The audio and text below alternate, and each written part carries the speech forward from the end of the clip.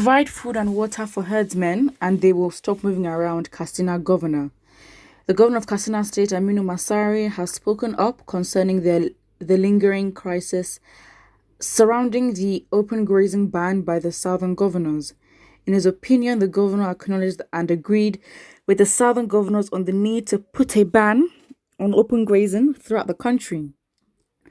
Speaking further, he added that the movement of cattle from one place to another was an archaic process and, in fact, an un-Islamic venture, thus the need to completely stop it.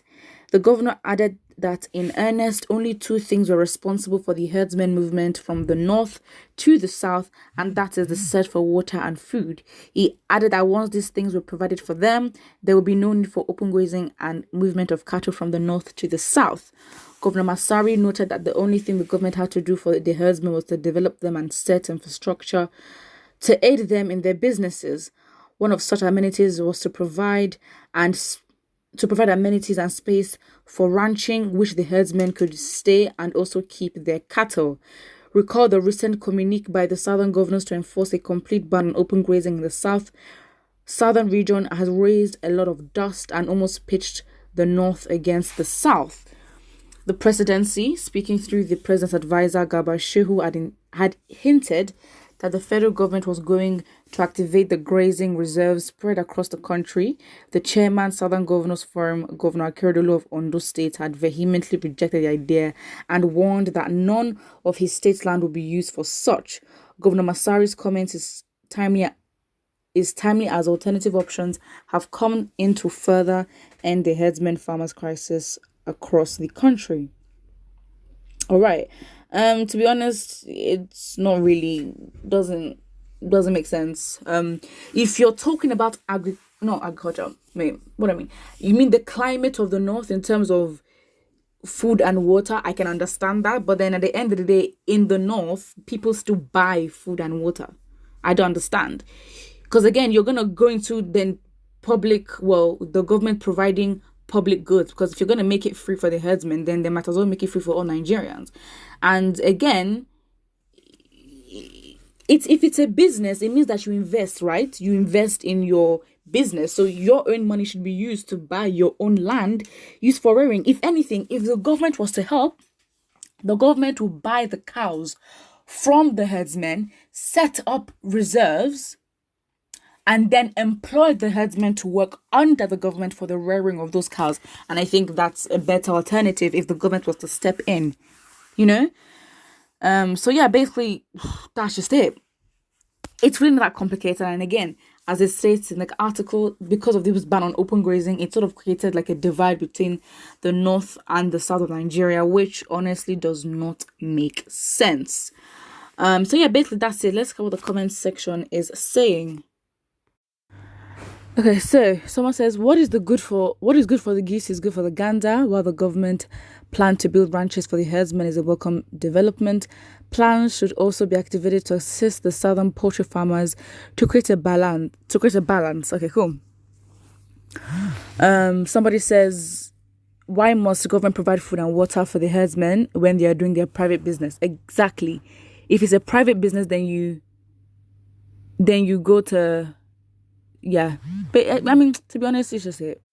Somebody also says, they are real fools.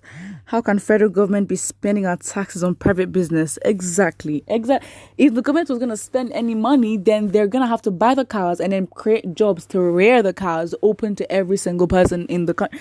Like, when you want the government to step in, it has to be for the people, not just for a section or a part of the people. Somebody says Buhari is going from one position to another. Let cattle owners take their useless business to their state of origin and use their inherited land or acquire land in their state for ranching.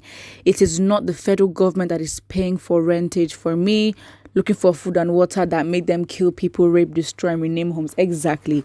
I think that a lot of things are mixed into what this governor is saying, because I think apart from the harassment and other things that the herdsmen were doing, just the issue of open grazing itself, I think that's where this man is going towards and highlighting the point that,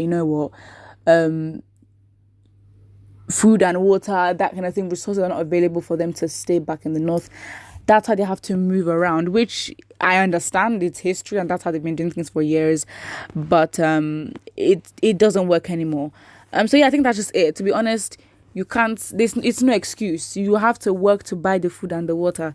And if infrastructure is not as good in the north, then it is now up to you guys to make that call to the government to do something about it. Not that, in the south, we should then give out free land just because you want to do a private business. It's not fair.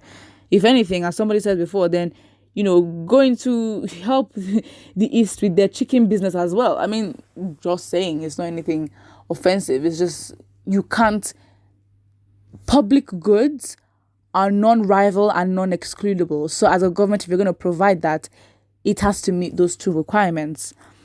Somebody says, this is a madman talking, just free your mind. Says, hope they will give farmers the same treatment. Absolutely, those farmers need compensation and justice, because some people have been, dead, some people have been raped, some people have, their livelihoods have been taken away from them, which is basically just that. So basically, someone also says, is it because you have cow? Okay, no, let's not do that. Someone says, let them sell part of their cow to buy land for ranching. No, that's it. I think that if they want the land, they're gonna have to pay to get the land. That's it. That is it. If they think in the north, it's a different thing there where, they feel it's their resources and they can get any land that they want. What is their prerogative?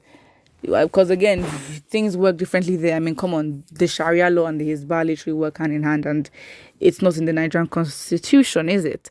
So yeah, it just is what it is.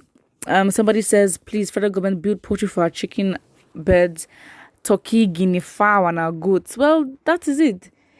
My thing, as I've said again or before, is that the alternative would be for the government to buy the cows from them, obviously with government-owned land, set up a whole ranch area, and then employ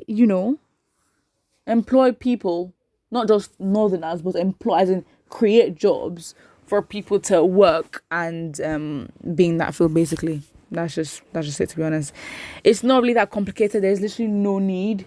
There's literally no need for there to be a divide through cattle rearing. And the fact is, the prejudice, well, not prejudice, but the bias that the government has towards the herdsmen makes the government reluctant to actually bring them to order and make them pay for what they've done, because the recipients, or the victims in this case, of all this is mainly non-Fulanis or non-Hausas, which to them it feels as if, so you don't care about us and you only care about the northerners. So yeah, that's just it. Put what you think about it in the comment section below, and don't forget to like and subscribe.